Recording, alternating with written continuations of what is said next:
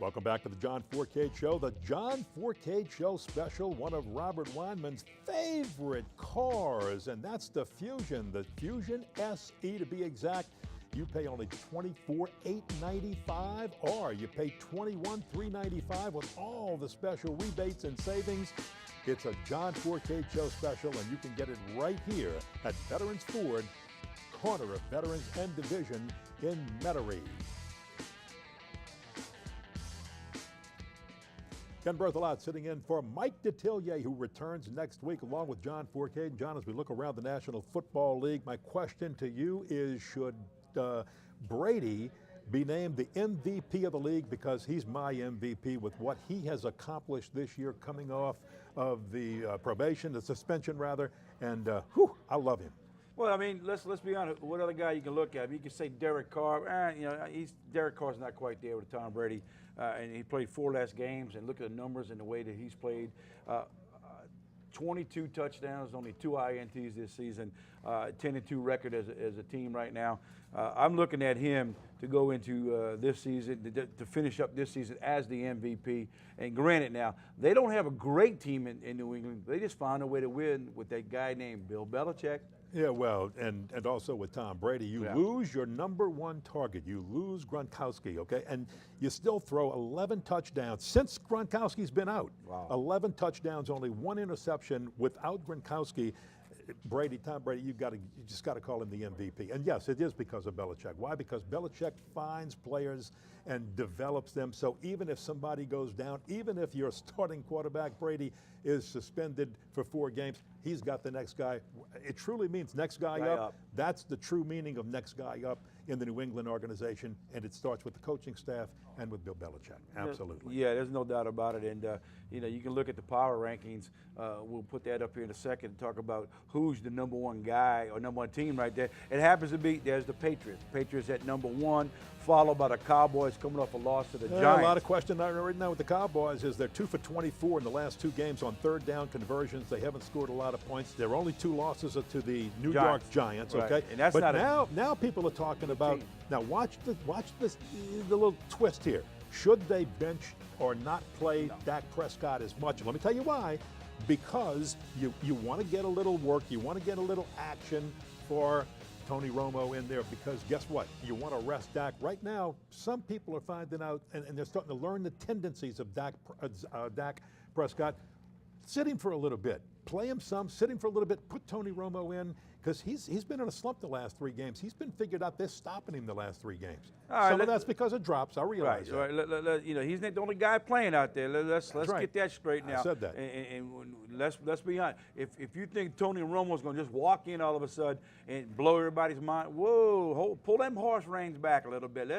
I like what you said. Let him play in a mop-up role for the next 3 weeks. Let him get a little mop-up action in there, get his feet wet and everything. So when you do go to the playoffs, and if Dak doesn't produce early and you want to make that change, you got a guy right now in playing Romo. That's the only way. But don't go in there and start him over Dak Prescott, because that's the worst thing you can do.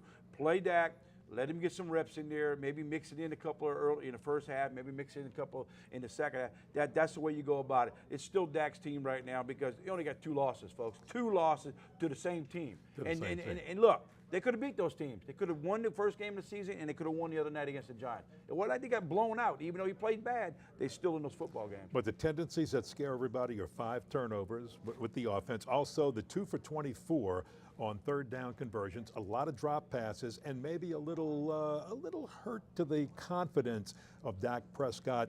So let him work with Tony Romo. Let him see Romo in action and give him a little bit of a rest. That's your coaching problems there, too. If you have an issue like that, maybe they're not calling the right plays. They're getting some things in there. But we shall see. They're still a good football club. They got to where they're at because they win a football game. We'll see how it is at the end of the year. I didn't pick them.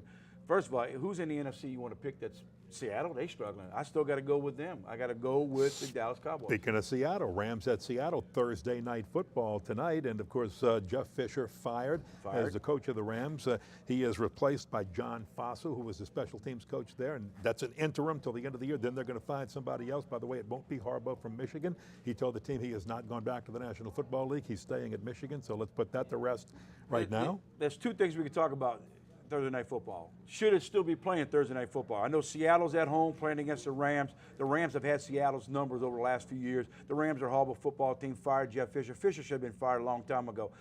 He's got tied with Dan Reeves as I believe it's 165 losses total in the NFL as a head coach. He can't break that record unless somebody hires him for another team. But this Thursday night deal, I've heard players whine, people complain about. We need to get rid of it. I'm all for getting rid of Thursday Night Football. I'm for getting rid of it. I don't like it. I think it belongs to the colleges and the high schools. However, ratings are down, but ratings have always been down on election years with Thursday night football. So the NFL is going to say it'll bounce back next year. Here's what I don't like about Thursday night football. It just takes too much away, and I think it takes away from the high schools and the colleges who need that night.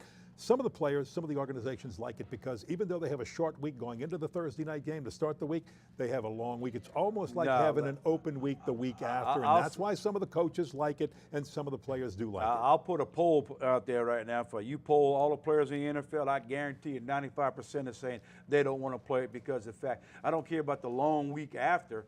It's that you play on Sunday, you got to turn around and get ready to play in 3 days, and your body is not ready to play in 3 days of football. I don't care what anybody says about it. Players don't like it. They're still going to get paid if they play the following Sunday, so what the heck? Don't play on Thursday, play on Sunday. I don't mind them playing Sundays like they're playing.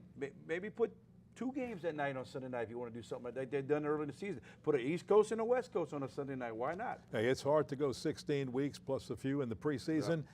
Thursday night, I think you're right. You're probably putting too much stress on the players' bodies because it's very hard to keep a team up for 16 weeks. You see Dak Prescott in a little bit of a slump. Eli Manning's in a little bit of a slump with the New York Giants. I'll tell you, I was going to say, you talk about Eli Manning is in a little bit of a slump, but it's not his fault. Look at this play calling for the New York Giants. It is one of the worst play calling, and this guy's supposed to be a guru play caller for the Giants. Their offense is sputtering. They don't score enough points, but they win in football games. Why? Because their defense with a guy named Spagnuolo, who used to be here, who got fired. Well, granted, it was a bad year he was here, but the scenario is that the defense for the Giants have played better, and Eli has slumped a little bit, but I can't blame it all on Eli.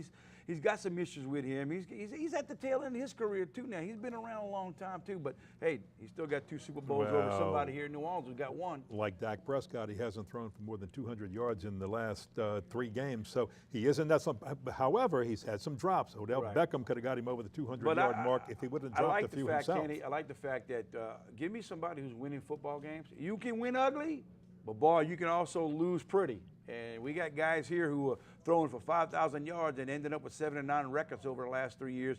And here's a team that's 8-4, and he's looking ugly playing football. That's Eli. But guess what? He is going to be in the playoff picture now. Here's another team I like that's playing doggone well. Pittsburgh. Pittsburgh Steelers. You took the words out of my mouth, boy. He's got some horses, man. Ladarius Green, I just love what he's doing. And since Le'Veon Bell has come back, he's had so many touches that they're just making Roethlisberger 236 yards last week to be exact. In the snow in Buffalo. Yeah, in the snow in Buffalo. I had a good game one time in Buffalo in the snow, man. Buffalo's a good place to go play if you're going to play out in the snow. And I'm not touching that one. Here we go. We're going to take a break and come back with more. You know what? We've got to talk LSU. We've got to talk the New Orleans Bowl. We've got to talk Coach O hiring Matt Canada. Oh, Canada. Don't sing that, by the way, when we come back. I've heard you do Oh, Christmas Tree. It's nothing anyone would want to hear. We'll be right back to talk Oh, Canada when we come back on the John Fourcade Show from Veterans Ford. Veterans at Division in Metairie. Come see the John Fourcade Show special deals.